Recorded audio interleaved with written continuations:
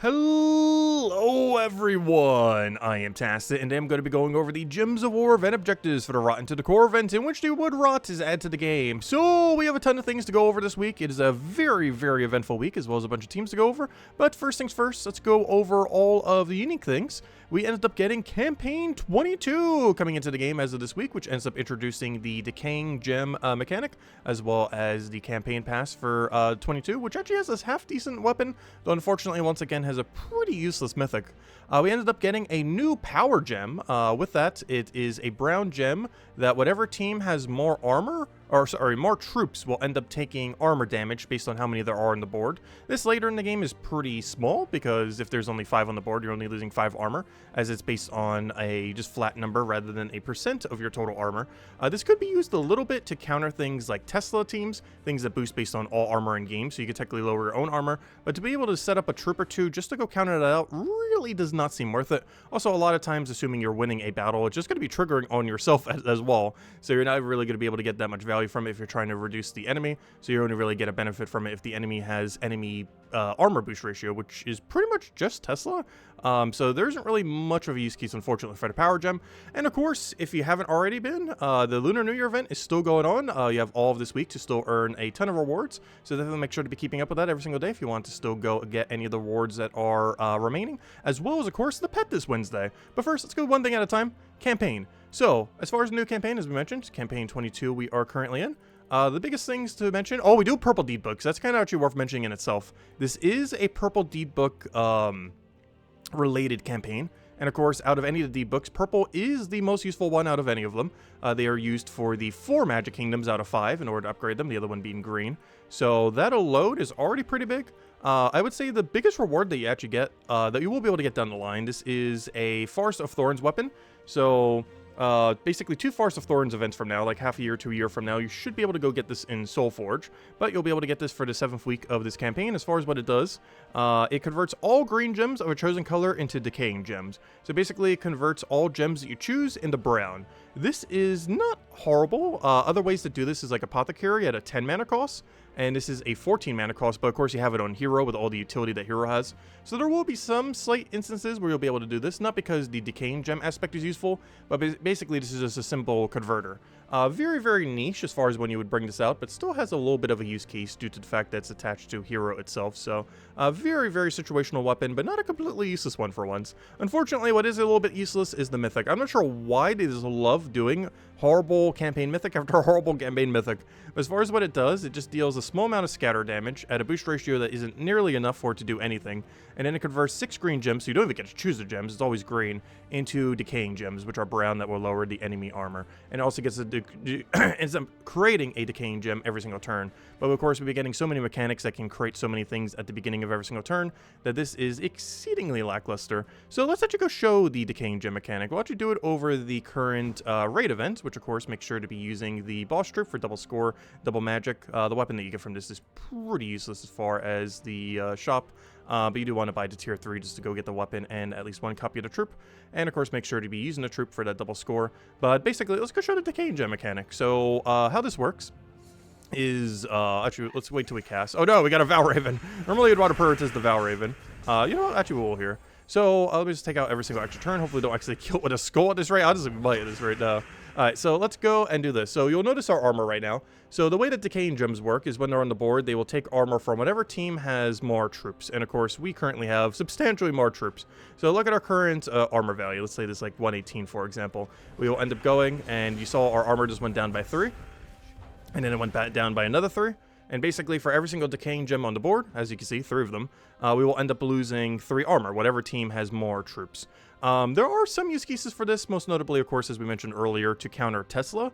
But to put a troop or 2 on your team just to have a decaying gem mechanic just to counter Tesla seems a little overkill to really do in most situations. And of course, later in the game, this becomes increasingly worse, as the amount of reduction you get from 3, 5, 10 decaying gems is way lower than compared if you're dealing with like 50 armor or 40 armor or, 26 armor.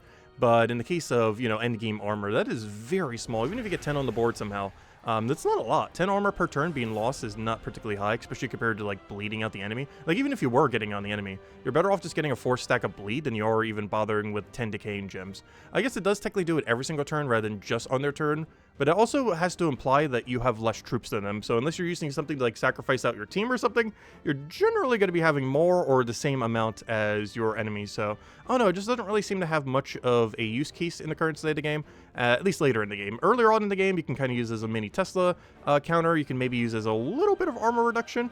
But later in the game, you're better off just using actual armor tearing related things like rope dart, or really anything like Megavore that can end up getting a mass armor tier onto the opposing team, as doing it with the decaying gem is just way too slow at how quick the meta is these days.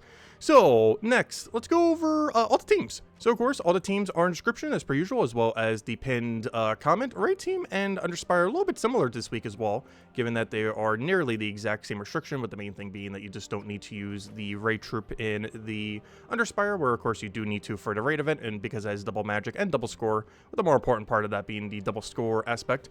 So as far as our weapon, this is in Soulforge. It's the Emerald Blade. You can just mass mana accumulate with it. You're good to go.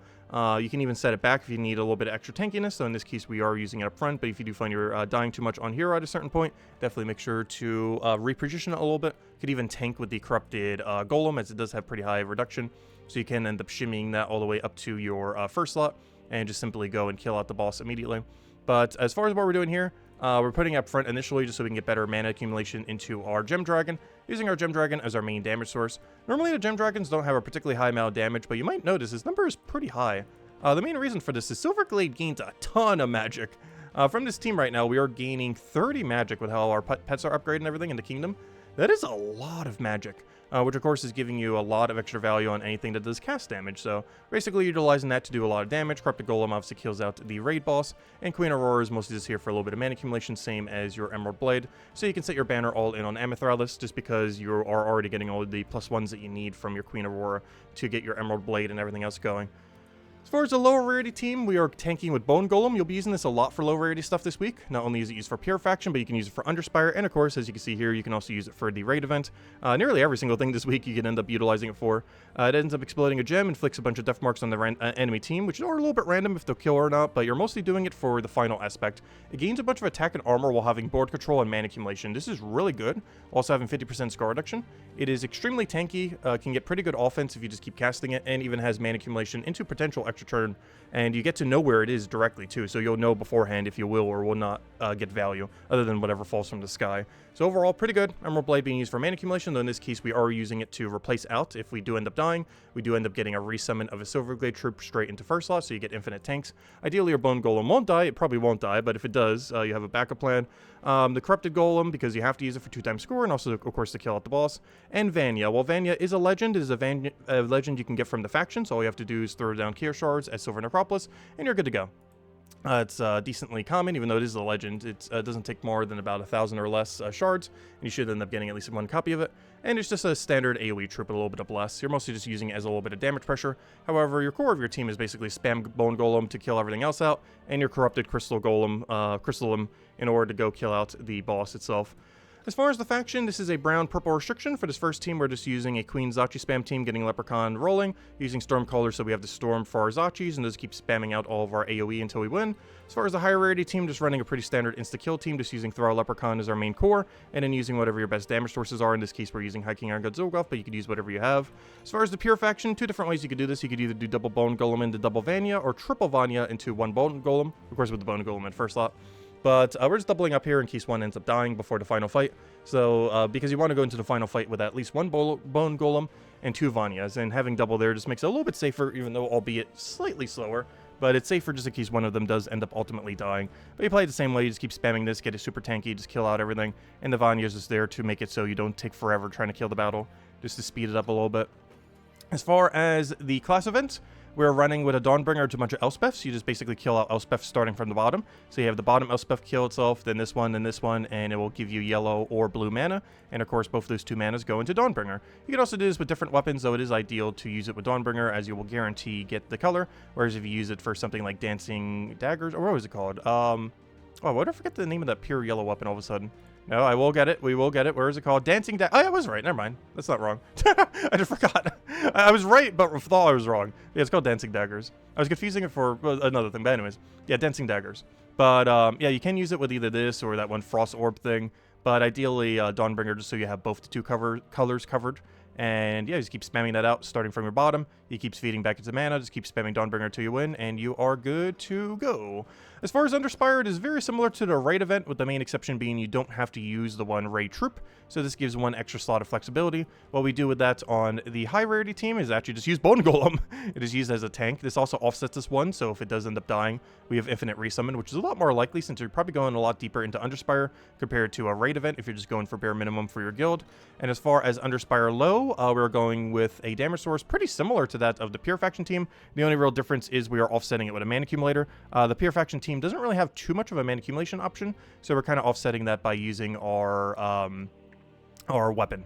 Of course, you could use absolutely anything here that you end up on to place it out before, but just figured mana accumulation and backup summon ends up working out pretty well. Otherwise, it plays pretty similarly to the Pure Faction team, just with a little bit extra power compared to what you would have for the Pure Faction. As far as the yellow event is concerned, of course, this is for the one from last week. They're actually the same teams from last week, but if you guys still need the copy-paste, they will be there. This is just a quick kill team for the super end game as far as killing out the yellow events, and if you need something a little bit lower down, we, of course, have the triple finesse into Stormcaller. Just keep spamming them over and over again. They get all their mana back after you cast 2 times, and you just keep casting them over and over again. As long as you don't get mana drained, it will just keep going. And you will lose your turn every single time, but you get to do a substantial amount of damage while also gaining a lot of extra stats every time you take an extra turn, gaining 12 to all stats to your entire team per extra turn, including magic, as well as all the durability that's stacked with its 50% score reduction. So pretty tanky and pretty high amount of damage, and very accessible since you just get it from opening up seal keys. Beyond that, keep in mind this Friday is not a new mythic. It is the 31st this Friday, so yeah, we do not have a mythic this Friday. It almost seems like it is, but because it's the 31st, it is next week's Friday, not this Friday. Beyond that, of course, as we mentioned, the Lunar event, nice, 69. But don't forget to be doing this daily, ideally 50 gems every single day, so that you can work towards whatever your goals are, and then do your 3 or 6 battles, and just keep going and upgrading these as long as you have the strength to do so. And just use any yellow team of choice that you have, whatever your strongest yellow quick kill team is. And yeah, the main rewards are, of course, getting She, which we'll probably be messing around with on stream tonight. We'll also have one of the past Lunar New Year's pets to end up handing out tonight as well, when we go stream at 8 p.m. Eastern Standard Time here on the channel. But yeah, this thing, I haven't actually had the chance to mess with it, so we'll do it tonight. It's decent with like pure purple teams, particularly purple scroll spam teams, so interesting to see in various restrictions in the future what we can end up doing with this. But I'm pretty sure it's mostly only going to be using purple restriction. It might occasionally get used in Beast and Mystic. Probably not Mystic as much. Mystic I feel like has so many other things going for it, but probably Beast teams, and definitely Shentang teams, and definitely purple teams. And of course, this have Mystic overlap, but probably going to be used a little bit less. Has a purple link, which is really nice. Has a 50% chance to create 3 purple, which is pretty nice, and this does stack, of course. So if you have 2 or 3 of them on your team, I'm not sure you would normally do that, but if you were to, it does stack for the full effect, which is nice. And has a double convert, red to purple, which is huge because, you know, it uses purple, and then yellow to skull as its main skull spam option. On top of all that, it gains a bunch of life for in case you miss or just need a durability, or if you have something on your team that has boost ratio, as well as a +4 magic gain, which is not a lot, but, you know, +4 magic, better than no magic at all. And beyond that, yeah, you want to get 1 copy of Yushi, 1 copy of the yearly armor if you want to get it, if you haven't already gotten it, and 6 copies of the pet, 5 to initially max it, and 1 more to get the golden pet for 700 points total. And if you have some left over, going for the power orb is pretty good to go for, as it's the cheapest you can ever get a power orb. So if you're still trying to get Zolgoth, Catherix, any trip like that, this is the best time to go and get yourself a almost free power orb. Only costs about a couple hundred gems if you keep up with the event the entire time. Anyways, beyond that, what have we not gone over? Soul Forge. Actually, let's go over all the weekly things first. So this Tuesday, we have the faction event for Silver Necropolis. One thing that's pretty noteworthy about Silver Necropolis, even though the weapon's not as meta anymore, it's still relevant to mention, but the Life and Death weapon is only available tomorrow. It might not be available for another year, but is only available specifically tomorrow. So you might want to go end up getting that from the faction event. You end up getting in the faction reward shop. You can also craft it in Soul Forge during that if you don't actually want to do the faction event at all. But it's only available tomorrow on Tuesday. It is not available today. It's not available on Wednesday. It's not available on any other day. Only tomorrow, Tuesday, for that faction event in whatever timer this says in your game right now, or if it's already started, go get it. But yeah, it's a pretty good weapon. It's among still one of the better half of weapons, or even like the top 10% of weapons. It's fallen off a little bit in recent times, especially without Guild War being around. But of course, next patch, Guild War, so see if it has any kind of use keys once it does end up coming back. It's really durable, really decent damage, has an RNG-free kill, has Bless, has, I believe, Enchant too. It's been a while since I've used it, but it's still really strong. Obviously, we've gotten other pretty strong options too since then, like Wand of Stars and such, which have kind of made it a little bit less viable, but still pretty good for a true damage weapon if you're looking for one. This Wednesday, of course, don't forget to go get the 2025 Lunar New Year pet for the Year of the Snake. this Thursday. Or sorry, Thursday. Thursday we have the Archmage's class event. Archmage's really good hero class. Has a +3 purple gain while having 50% mana start. And generally speaking, as long as you're using a purple weapon or have a team that needs any amount of purple, is the best spell casting hero class in the entire game. Having both a +3 to a color while also having 50% mana start naturally. So really strong. It's also from a kingdom that has a lot of extra magic gain, so if you do end up synergizing with it with 3 or 4 from the kingdom, like you can a lot this week, you end up getting a really huge magic bonus, like that one +30 we had for that other team we were showing earlier. And of course, as I mentioned here, we are going to be having a bounty hunter this Friday. With that bounty hunter, we are getting a new troop, the Taurus Gladiator. This will be used, I guess, technically in a skull spam team in the future. Here's one thing that makes him a little bit unfortunate to use, though. So he's 12 mana cost with a 5/5 explode. This is not that bad. A 5/5 explode for 12 mana cost? Not horrible. And then it gains magic divided by 2 +1 attack, boosted by his life and armor at a 4-to-1 boost ratio. This is not horrible. The fact that it's divided by 2 for his magic obviously makes it a lot worse, but the fact that he has a 4-to-1 based on all life and armor is decent, with one big caveat. If you're assumably using him in first slot, he will, of course, every skull the enemy takes, he'll be losing armor and then eventually his HP value. And this is really bad for his boost ratio, as he is going to be really commonly taking damage to his armor and HP, while also having a boost ratio based on his armor and HP, while having no way to increase his armor or HP. So that's kind of unfortunate. He does have the benefit of Bloodlust, he does have the benefit of Armored. I could definitely see this being really viable in the future, though. I'm not sure if we're going to mess around with it necessarily for this Bounty Hunter, because we're probably just going to do like a triple method with Stellaryx, as we normally just quick heal it a little bit quicker. However, it is definitely worth considering incorporating if you want to try doing a skull spam team for it now. I don't think it's better than a triple team, but if you're running 4 times Bounty Hunter, you could definitely try incorporating it into the mix. And yeah, it shouldn't be bad. The Bloodlust into its Armored, into the amount of attack gain while having decent mana accumulation might finally be enough to kind of make skulls usable. But if you're already running like Stellaryx quick kill with 3, it's generally just worth paying for like an extra tier or 2 and just get the event done a little bit quicker, because it's just substantially quicker compared to running 4. Unless you're going for like a leaderboard position or something similar, it is probably still more viable to go for the triple rather than the quad. But yeah, definitely makes a skull spam for Bounty Hunter a lot more viable now, and be interesting to see how that works in the future. Beyond that, Soulforge. I think we went over Soulforge. I showed you, I think I peeked at it earlier. Let me see. Wild Queen. Generally pretty good for Guild War restrictions, so we'll see if it has some options then. It ends up having good Wild Folk synergy, has okay Elemental synergy, though there's normally enough things in Elemental that you don't run it, and of course really good Pan's Veil synergy. Not as good as Wild King, but it's a lot safer than it, so if your main goal in a battle is not to lose, which generally in Guild Wars in the past, it was very important to not lose, this is pretty good at doing that, mostly because it steals a bunch of attack from an enemy and then gives it to your first ally, but you get to choose. So if you know you're almost guaranteed going to kill out the first enemy, you can end up targeting the second enemy, or if you feel like you're going to miss or know you don't have enough damage that you likely won't end up killing out the first enemy, you can then steal attack from the first enemy so that when they hit you back with skulls, that it's not going to be nearly as much. So it's a bit weaker offensively than Wild King, but doesn't have as much backfiring, so whenever you need a team to not die is a little bit better in that regard, and then of course creates a mix of green and skulls. Very situational, and mostly only used in controlled skull spam related teams. Beyond that, something that isn't a controlled skull spammer team, Lunar Slaughter. So this thing, speaking of skull spam, this is among one of the best skull spam options in the entire game, if not the best. Definitely one of the most fun. It ends up creating 6 brown gems, then converts all brown gems to Doom Skulls, which of course are 5 extra damage each and explode around them, and then inflicts 1 to 2 bleeds, but also 1 to 2 death marks. So sometimes he just gets a free kill into a free kill. He could technically get up to like 3 or 4 free kills in one cast, in that you're guaranteed, or maybe not guaranteed, but really likely to kill at least 1 enemy whenever you cast them, with just a skull spam alone.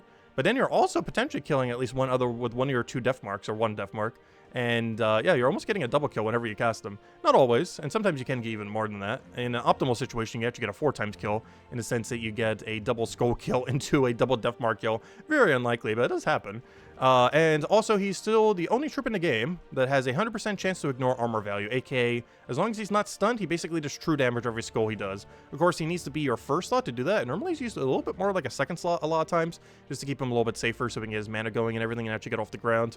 But if you are using him in first slot, he basically does true damage every skull he does as long as he's not stunned, while also having some armor reduction and a Doomstorm at start of battle. So overall, really, really good, really, really fun. If you haven't messed around with him, definitely great too if you're looking to build into a skull spam team. And if I had to choose one or the other, honestly, I would definitely go Lunar Slaughter over Wild Queen. Lunar Slaughter is way more fun and generally more viable in most situations. Beyond that, pretty much just the normal stuff. As far as weapons, we kind of already mentioned it earlier, but do not forget to go get your life and death tomorrow. If you don't end up having it, is 100% worth going and getting. Beyond that, I don't believe any of these require it, but out of paranoia, I will check for the billionth time, even though I'm pretty sure I have memorized what these are by this point. I still always check. It's like, wait, is this the week? I might forget. But no, as far as weapons, I would say the main one is probably the one that we use as our mana accumulation option. Where is that? That one red-green thingy. I forget what it's even called, but yeah, Emerald Blade. Emerald Blade's pretty good. It's a mass exploder into a resummon for Silverglade Troop. This is really good for a raid event this week. It's also really good for Underspired this week. Basically, if you have a pure Silverglade Troop team, which you have to use for 2 different game modes this week, it's really good for those kind of situations. So definitely a great weapon to have, and you'll probably be getting a lot of value from it this week. So definitely make sure to get it. If you're getting one thing from Soulforge that you don't already have, I would definitely say this is the thing, as it's decently cheap compared to, you know, a Mythic. And you're going to be using it a lot this week, as well as into the future occasionally, but particularly on this week. And Lord of Slaughter probably being the biggest priority for if you're going for a Mythic this week. Beyond that, what have we not gone over? So let's see, raid event, we kind of went over earlier, but of course make sure to use the raid troop. It has double magic and plays the same thing as always. Just go and kill out the raid boss and then kill out everything else. Use your thing to kill out the final boss, and then go have the rest of your team kill out whatever's left. So whatever you want to end up structuring for that. Of course, we showed the teams earlier, and of course it is restricted to Silverglade, as is Underspire. Let's see, what did we not do? We did that. Boom, boom, boom, boom, boom, boom. Lunar. Just double checking all the things. 69, nice. Okay, anyways, so there's one thing we still haven't gone over. 2 things, actually. So, event keys. It is for Silverglade this week. Is this worth doing? Kind of. Silverglade is one of the 5 magic kingdoms, of course. So if you want to get additional permanent magic bonus, it is a good target to end up doing so. I believe it's actually one of the few ones I haven't fully maxed as well. I think the only 2 left I have now are Blighted Lands and Silverglade. And honestly, I'm leaning towards doing Silverglade next. Actually, do I have enough? You know, after this campaign, I think we do. Wait, how many purple deed books are we at? 12 plus that, plus what we have in Soulforge. Yeah, I think we're almost there. I think we're like, what, 8 short? Maybe? Like, give or take a little bit. That's not bad. We're almost there. But anyways, but yeah, it is one of those magic kingdoms. So opening event keys simply for the purpose of trying to get those extra magic bonuses at 5-star, 10-star, 20-star, and so forth. Really, really good value. Let me go over to base rarity. What am I looking for? Silverglade, and then show all. Just want to go bring up the full list here. Show all. So everything that is and isn't not in drop table. This includes the things that are not in drop table. Are the 5 faction troops from Silver Necropolis, which are from throwing Chaos Shards at Silver Necropolis. The 1 raid troop that we have this week, or yeah, raid troop, which is the Corrupted Crystallum, that is not in drop table as well. The Magician is not in drop table. This is in the event key drop table, which of course we just had a Vault event weekend, so if you want to open any of those keys, the thing is in drop table, though not particularly useful.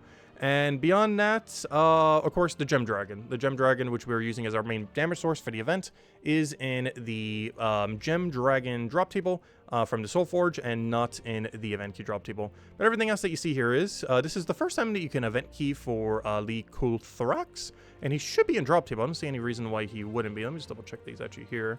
But I'm like 95% certain he's in drop table. Yes, he is. The Lucathrax. There he is. Okay. I'm 100% chance sure he's in drop table. But yeah, he's in drop table. I just wasn't sure because he's relatively recent. But yeah, they did add him to the event queue drop table. Sometimes I forget. But no, they did. Which means you have these 3 mythics. Overall, nothing too special. You can definitely live without all of them.